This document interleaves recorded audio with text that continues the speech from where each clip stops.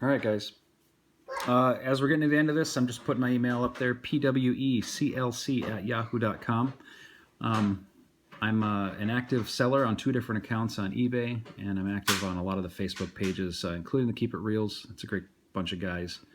If you have any questions or if there's any cards that are of any interest in this group, please feel free to send me an email. I like to get these in the hands of collectors as quick as possible.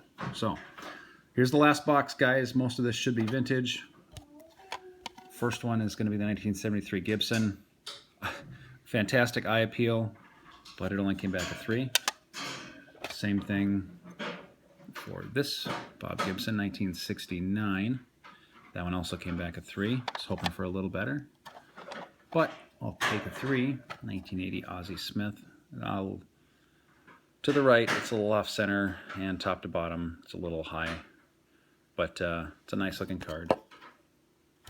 Nice color on it. That one came back an 8. Bob Uecker. That's a real nice card for a 63. That only came back with a 4. If I had to critique the grading on this group, I would say that all of my vintage came back a solid point lower than I anticipated. And I'm usually pretty close on vintage. So that being said, let's keep going. 70 Topps Yastrzemski All-Star. I came back a 5. 75 rookie outfielders, Jim Rice, Red Sox. That one only came back at 3. 1967, Frank Robinson. That came back a 5. Hold on one second, everybody. Yep, sweetie, I'll get you water in just a second, okay? Be patient. This is a 1963 Topps Red Sox team card. In this collection, there were about 10 different team cards, and I picked the Red Sox, for the local interest. And it was also the one in the best shape that I thought. It only came back a 4, so I guess what that means for the other team cards is that the best I could probably hope for is going to be a 4.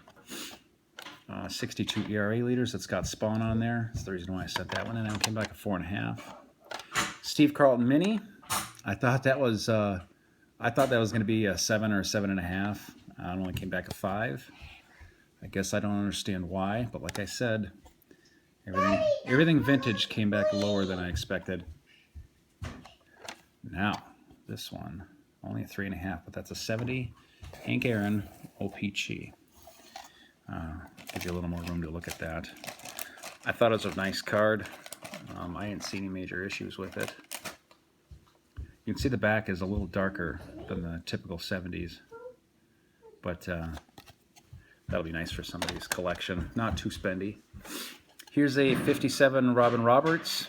That one came back in a 5. Here we've got a Warren Spahn for 1960. A solid card. I mean, for low-grade cards, I mean, you want to talk about premium quality for the grade.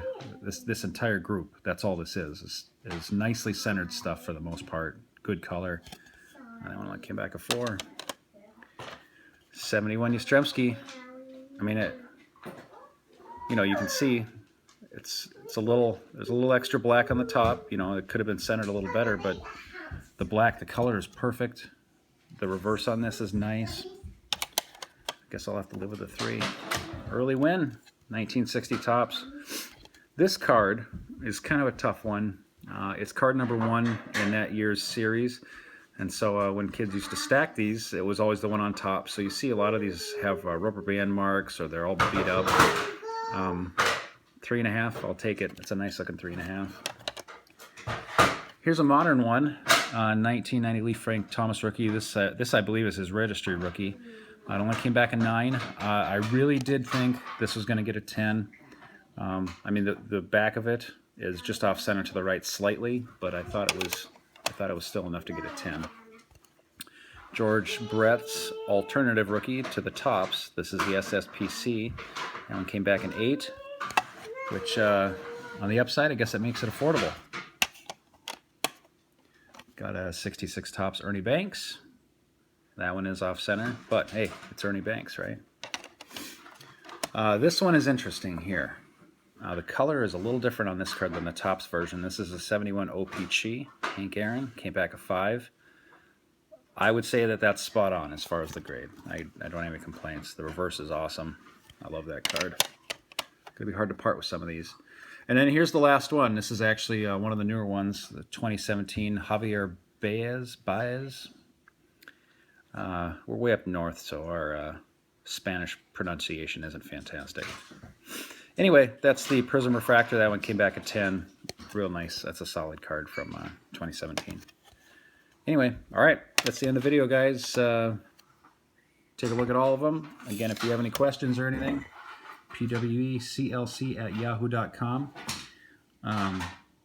If you're ever interested in getting in on one of these bulk submission groups, my price is, if you do over 25 cards, it's $10 per card, and that includes the return shipping with insurance. If you do 10 to 24 cards, it's $12 each. Anything under 10 cards needs to be negotiated. It's usually the shipping that causes a problem with those smaller orders. So, any questions, or if you want to get on a sub, just let me know. Thanks.